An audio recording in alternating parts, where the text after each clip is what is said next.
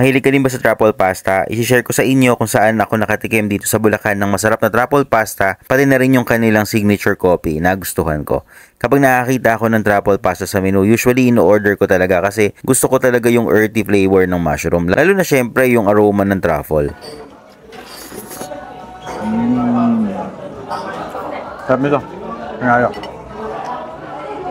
At nabalitaan ko nga na masarap nga daw yung mga food dito sa CLT Cafe. Dito sa Plaridel, Bulacan, lalo na yung truffle pasta.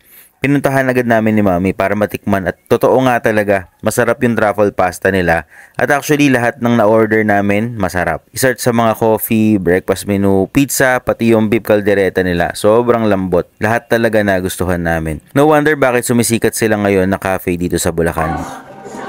Grabe sa lambot naman ito.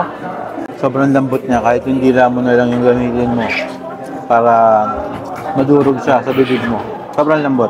Bukod sa masasarap na food ay maganda din yung kanilang cafe. Meron pa silang private dining for business meeting or celebrations. Meron din silang mga gig tuwing weekends for additional entertainment. Nakakatuwa na nakaka-discover at na-experience natin yung ganitong mga cafe kasi as dating employee din sa ganitong mga cafe at restaurant, alam ko na quality yung service at food ng CLT Cafe dito sa Plaridel, Bulacan branch. Kung naghahanap kayo ng masarap na mga pagkain at masarap na tambayan na cafe, puntahan nyo sila dito malapit sa Toyota Plaridel. Yun lang, maraming salamat.